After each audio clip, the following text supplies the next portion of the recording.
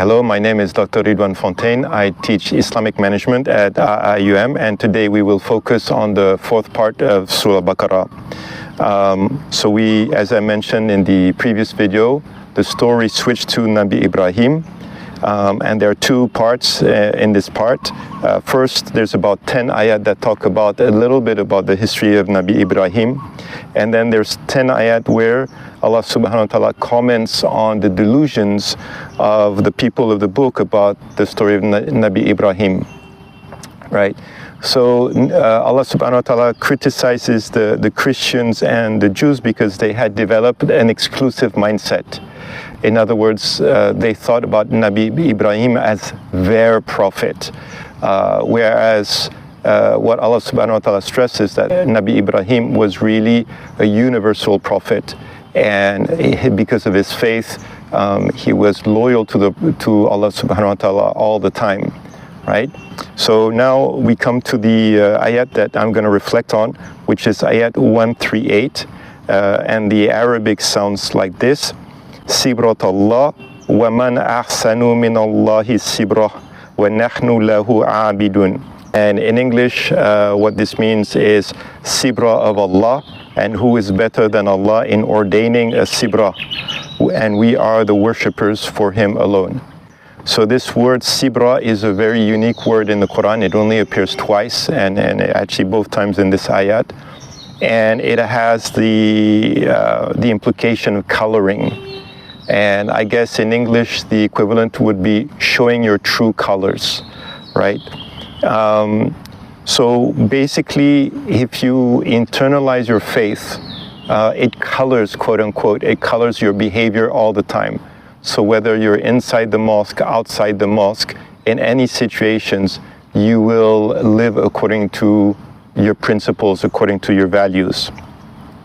And there are at least three dimensions to this which is more important. First of all, Islam is holistic. In other words, it's not just simply about the rights of Allah, it's also about the rights of the people. So there's no point in you praying 5 times a day and you are corrupt when it comes to doing business. There's another dimension, which is you do not respond to peer pressure. So even though people are trying to get you to compromise on your principles, you stick by your principles, even though it might mean that people don't really like you. And another dimension which is really important is that a lot of Islamic principles simply do not change, right? So if something is haram 1,400 years ago, it's still haram today. That doesn't change. So I thought a lot about this ayat because according to Numan Ali Khan, this is a central ayat, which means understanding this ayat is very, very, very important to understand the entire concept of Surah Baqarah. And for some weird reason, this ayat made me think back of a story that happened before I converted to Islam. So this is 1991. This is my final year of as a student in the UK, and I meet Malays for the first time. Now you have to understand that I was brought up in the French education system. And in the French education system, we are taught that Islam was spread by the sword. So what I understood is, of course, that Muslim armies, Arab armies, basically invaded the whole world, which is, of course, completely stupid if you think about it, but, that's what I was told when I was a kid.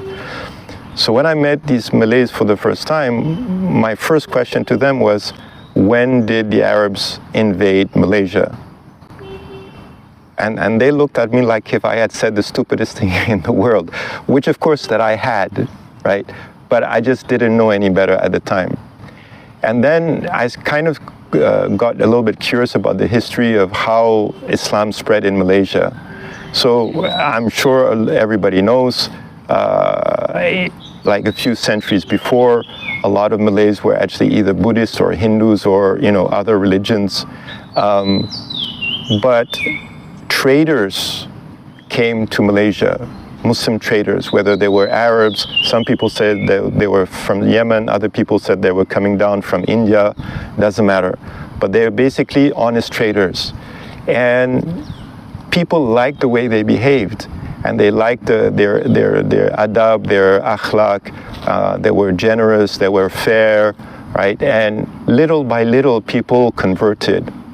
And it wasn't one trader who was this amazing trader. It's literally thousands of traders over several centuries, and slowly, Islam spread across what was then, of course, Malaya.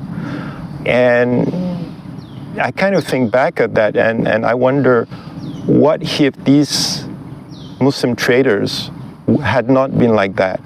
Like let's say they hadn't demonstrated the sibra of Allah, right? They didn't show their true colors. Well, it basically means that Malaysia would not be a Muslim country, right? So the reason this struck me is because we are now living in times where, for a lot of Muslim business people, their automatic reflex is, if we want to be successful in business, we have to cheat, we have to lie, we have to, be corrupt. And that goes against almost 1,400 years of Islamic history. So anyway, I thought that was something worth thinking about. And in the next video, inshallah, we will move to the fifth part of Surah Al-Baqarah. Thank you very much. Assalamu alaikum wa barakatuh.